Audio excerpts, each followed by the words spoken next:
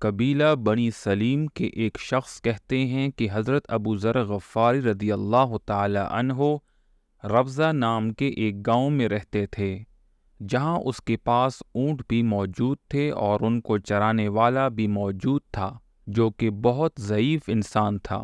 مجھے خواہش تھی کہ میں ابو ذر غفاری رضی اللہ تعالی عنہ کے ساتھ رہوں، اس لیے میں نے ان سے عرض کی کہ میں آپ کی خدمت میں رہنا چاہتا ہوں اور آپ کے اس ضعیف چرواہے کی مدد بھی کروں گا، آپ سے کچھ علم بھی حاصل ہوگا۔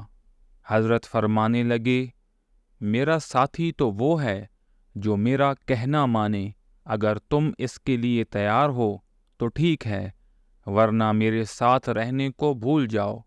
میں نے پوچھا، آپ کس چیز میں میری اطاعت چاہتے ہیں؟ فرمایا، جب میں کوئی چیز کسی کو دینے کے لیے مانگوں تو سب سے بہتر چیز لا کر دینا۔ میں نے حضرت کی بات مان لی اور ان کے ساتھ رہنے لگا۔ کافی عرصے تک میں ان کی خدمت میں رہا۔ حضرت کو معلوم ہوا کہ گھاٹ پر جو لوگ آباد ہیں وہ بہت پریشان حال ہیں اور ان کو بہت تنگی ہے، چنانچہ مجھ سے فرمانے لگے، جاؤ اور میرے اونٹوں میں سے ایک اونٹ لاؤ۔ میں اپنے وعدے کے مطابق اچھا اونٹ ڈھونڈنے لگا۔ ان میں سب سے بہتر اونٹ ایک نر اونٹ تھا جو بہت صحت مند تھا۔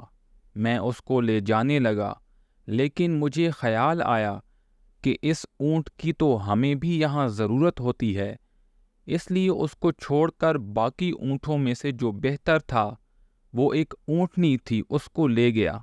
اللہ کا کرنا ایسا ہوا کہ حضرت کی نظر اس اونٹ پر پڑ گئی جس کو میں نے حضرت کے لیے چھوڑ دیا تھا۔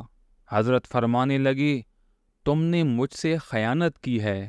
حضرت کی بات سن کر میں سمجھ گیا اور اونٹنی کو واپس لے جا کر وہ اونٹ لے آیا۔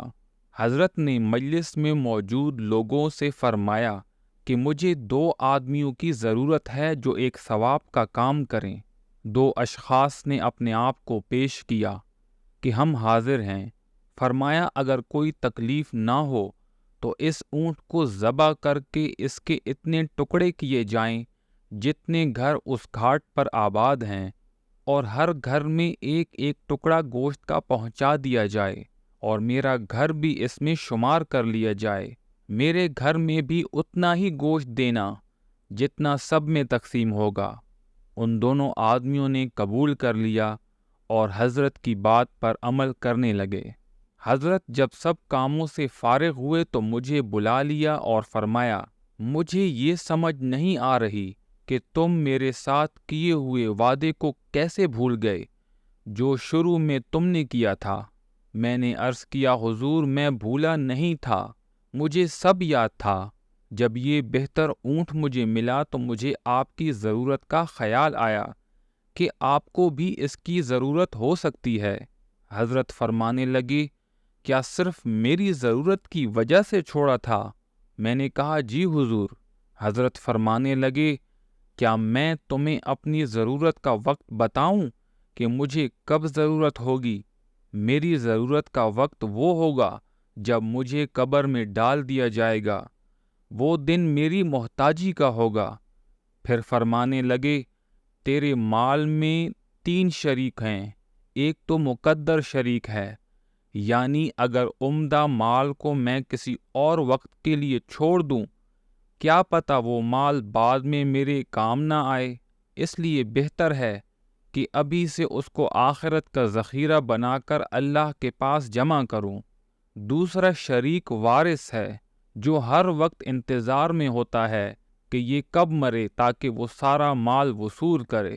تیسرا تو خود اس مال کا شریک ہے، پس کوشش کر کہ تینوں شریکوں میں تو سب سے کم حصہ پانے والا ہو، کہیں ایسا نہ ہو کہ مقدر لے اڑے اور سارا مال ضائع ہو جائے، یا وارث لے اڑے۔ اس لیے بہتر ہے کہ جتنا مال ہو اس کو اللہ کے خزانے میں جمع کر دے، اور جہاں تک اس اونٹ کی بات ہے، کیوں نہ اس کو محفوظ کر لوں اور آگے بھیج دوں تاکہ آخرت میں مجھے اس سے فائدہ مل جائے۔